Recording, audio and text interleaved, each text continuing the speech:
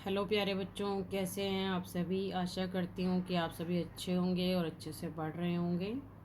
तो बच्चों, आज हम वाक्य के बारे में पढ़ेंगे।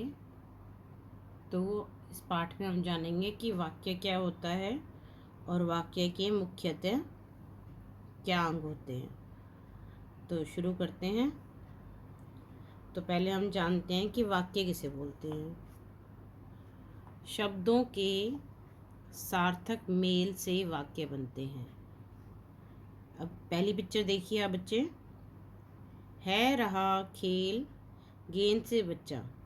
अब आप देख रहे हैं कि यहाँ पे बहुत सारे शब्द दिए गए हैं, लेकिन ये शब्द कुछ मीनिंगफुल हमें नहीं बता रहे हैं, तो हम इसे वाक्य नहीं बोल सकते। अगर हम इसे करेक्ट करके लिखेंगे, बच्चा गेंद से खेल रहा है, तो ये एक मीनिंगफुल सेंटेंस बनता है। इसे ही हम वाक्य बोलते हैं। इसका अर्थात, इसका मतलब है कि सार्थक मेल से, शब्दों के सार्थक मेल से वाक्य बनते हैं। जिसका अर्थ है कि अगर शब्द समूह को हम अच्छे से किसी कर्म से सही कर्म में लगाएंगे तो ही वो वाक्य कहलाते हैं। नेक्स्ट पिक्चर में, खाना माता जी बना रही, माता जी खाना बना रही हैं। तो जो पहला सेंटेंस है, इसमें क्या है, जो वर्ड्स हैं उनका कर्म सही नहीं है। तो हमने इसको जब सही कर्म में लिखा, माता जी खाना बना रही हैं, तो कुछ मीनिंग निकल कर आ रहा है। तो इसको हम क्या बोलते हैं कि ये हमारा एक वाक्य है। ऊपर दिए गए शब्द समूहों को पढ़कर पता चलता है कि पहले शब्द समूहों में शब्दों का कर्म सही नहीं है। दूसरे शब्द समूहों में शब्दों का कर्म सही होने से ये सार्थक बन गए हैं। तो आप क्या बताएंगे कि वाक्य किसे बोलते हैं। शब्दों के सार्थक समूह को वाक्य कहते हैं।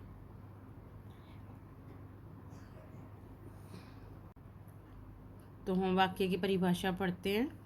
शब्दों के सार्थक समूह को वाक्य कहते हैं। अब हम पढ़ेंगे वाक्य के अंग। वाक्य के दो बातें मुख्य होती हैं। पहली, व्यक्ति या वस्तु, और दूसरी उनके द्वारा की जाने वाली क्रिया या काम। हम क्रिया के बारे में पहले पढ़ चुके हैं।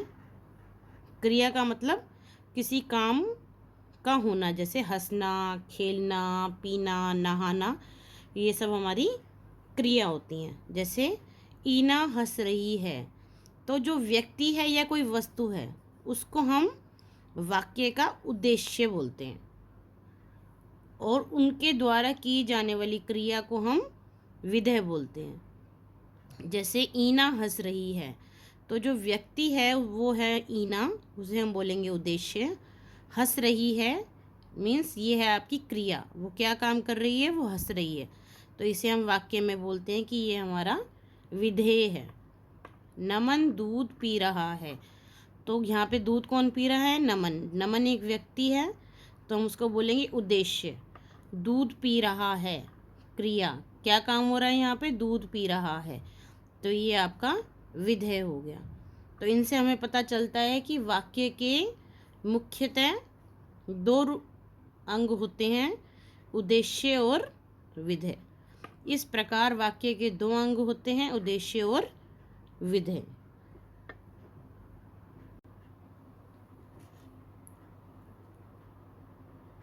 अब हम उद्देश्य और विधेय के बारे में विस्तार से पढ़ते हैं। उद्देश्य, वाक्य में जिसके विषय में कोई बात कही जाए उसे उद्देश्य कहते हैं। जैसे यहाँ पे एग्जाम्पल दिया गया है, अमीना कपड़े धो रही है, तो यहाँ पे उद्देश्य क्या है आपका, अमीना।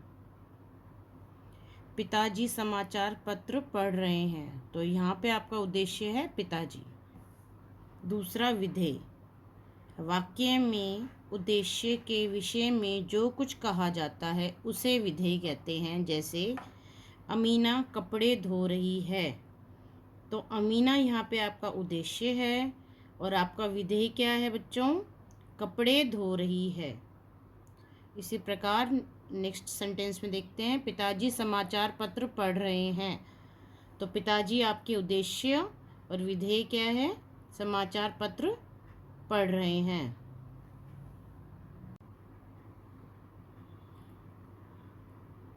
तो चलिए बच्चों, हम कुछ और उदाहरण देख लेते हैं।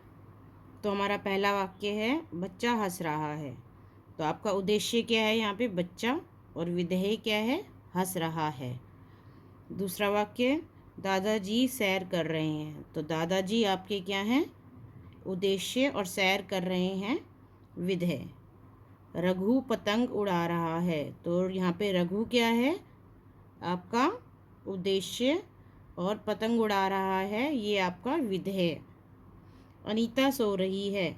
तो अनीता है आपके लिए यहाँ पे उद्देश्य, और विधेय क्या है? सो रही है। राधा नृत्य कर रही है। तो राधा क्या है आपका? उद्देश्य, और विधेय क्या है? नृत्य कर रही है। तो बच्चों, ये आज हमने आपको वाक्य के बारे में पढ़ाया। तो वाक्य आप समझ गए होंगे।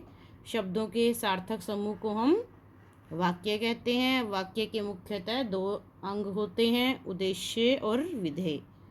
उद्देश्य, वाक्य में जिसके विषय में बात कही जाए हम उसे उद्देश्य कहते हैं। विधेय क्या होता है? जिस विषय, जिसके बारे में कुछ कहा जाए उसे